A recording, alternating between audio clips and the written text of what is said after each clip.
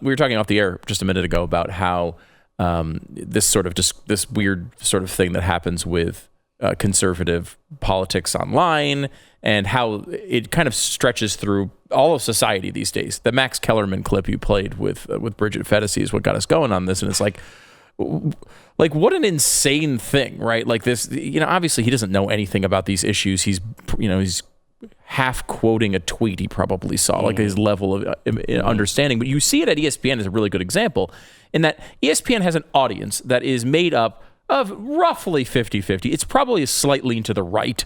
Well, it represents America, which sports should. And it's mostly men, too. Yeah, it's a right lean. It's a right lean. I think it probably overleans to the right slightly more than America when you talk about the audience who watches sports. Yet, there's almost no ability for anyone on their airwaves to say something that would disagree with the social justice narrative. There's a couple people who've done it. Will Cain. Will Cain is great. And now he's over at Fox News. So that gives you have occasionally Stephen A. Smith, who goes both ways erratically, in my view, at times. But there's a few here and there, but it's very rare. And almost the analysis of a political issue is almost uniform for a network that is playing absolutely to a broad audience of people who believe different things about politics. It's ABC Disney. That's why. Right. Disney can't take the hit. So where are the people pushing back? Well, you see that online. You see it with places like Barstool or Fox Sports 1 or Clay Travis. We've had him on before. There are certain pushbacks on the right, especially online. But you'd think you'd see more people stepping in and saying, "Wait a minute. There's half the country." There's half the country. A guy I really like to read is Brian Kaplan, and he had a story or column about this recently.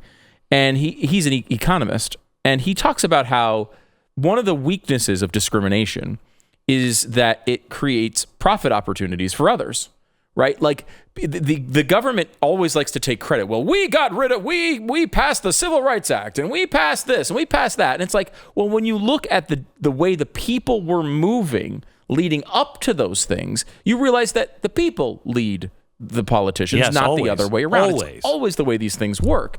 And it's impossible. We say this all the time. If you wanted to implement and get rid of the idea that let's just say you could have no blacks at lunch counters again. That just came back into being legal for some reason, right? Who would do this, right? No one would do it because you'd be, number one, everyone would hate you and no one would want to go to your store anymore. And number two, there'd be a million places that would take African-American customers and happily accept their money. The only place that I see this happening is with sports because they are embracing something that the audience doesn't embrace, and the free market is saying, I don't want any of that. Look at the ratings. They're down. They're down for sure. Significantly, they're down, aren't they? Yeah. I mean, I think there's more reasons than just that, but I do think that's part of it. Okay. But his point in the column was, where are the people taking advantage of this right now? Almost every company seems aligned in, yes, if you say that if you say that all lives matter, you're going to be canceled, right? Almost every big company, especially, seems aligned in embracing this social justice message that quite clearly, by polling, by every outcome, is a divisive sort of idea. For even like abortion, for example, can you find a company that would embrace the pro-life stance? I mean, maybe Patriot Mobile. Patriot Mobile is a great example, and they're stepping in and they're doing this. They're doing exactly what Brian is asking about. But we love Patriot Mobile; they're an awesome company. But why does Patriot Mobile have to do that? Why isn't Verizon doing it? Why isn't AT&T doing it? Why? Because I think honestly, look at us.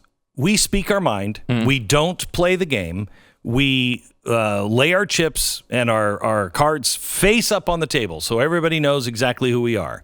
We try to be consistent, but sometimes we say things that our audience doesn't like at all. Yep. Okay? That's who we are. But even we are very careful on just not blurting stuff up. We're not like the left. Right. The left can just blurt whatever, and then they can go, boy, that was stupid. Shouldn't have said that. We don't. We can't afford mistakes because they dogpile. So any company that would want to do that, they know they're going to be painted as a group of real haters and bigots and everything else. They'll be painted, and the left has an army. It's true, but like My Pillow is an example, right? Yeah. Here's a company that makes great pillows, but they are also taking advantage of a market inefficiency, which is they are getting absurdly low. And I don't know this, fundamentally, I don't know their business, but they are getting absurdly low ad rates for the amount of audience Tucker Carlson brings in every night. Right, because nobody wants to... People are scared. Yeah. If Mercedes just was like, you know what, I'll put my ads on Fox News. I'm not endorsing everything that Tucker Carlson says, but who cares? Yeah. And so... Conservatives drive Mercedes as well as liberals. In fact, probably more. Yeah, probably. Right? And so why aren't there more companies that step into that? Yes, I understand the pressure, but there's a huge opportunity, and many companies have made their business on that opportunity. We've talked about dozens of them, companies that have come to us, hey, I want to advertise on your show, and we've built the company basically from scratch. Yeah. Not because of any innate ability that we have, but just the ability of these companies to recognize that the people in this audience actually matter. They care about the people in this audience as much as they care about anybody. They'll let anyone buy their product. And what's amazing is the loyalty would be off the charts because we have all been told we don't matter. We don't matter. Yep. You don't matter. We are not even worth listening to. Mm-hmm. You're not even worth inviting on to have a decent conversation with. You're not. So we've been called all kinds of names, been kicked around. We're friendless. If a company came in and it was a good company and they just said, you know what, we're not picking sides. We don't want to get involved in that. We're not picking sides, but we think you're important, and we think that you're a valued customer just as much as the guy who voted the other way.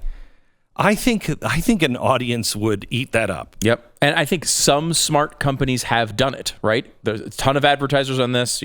Places like Hobby Lobby fall into that category to me, where they're not like an overtly political company. They just stand up for what they believe. Like Chick-fil-A at some level, just closing on Sundays. These things mean things to people. And there is, I think, such an opportunity for these companies to do this, and they're intentionally just being like, nah, we'll just leave that money on the table. It's not normally what big companies and capitalist companies do. And it's amazing because you don't even have to say all lives matter. All you have to say is, you know what? We built our business in America. We think America's pretty great.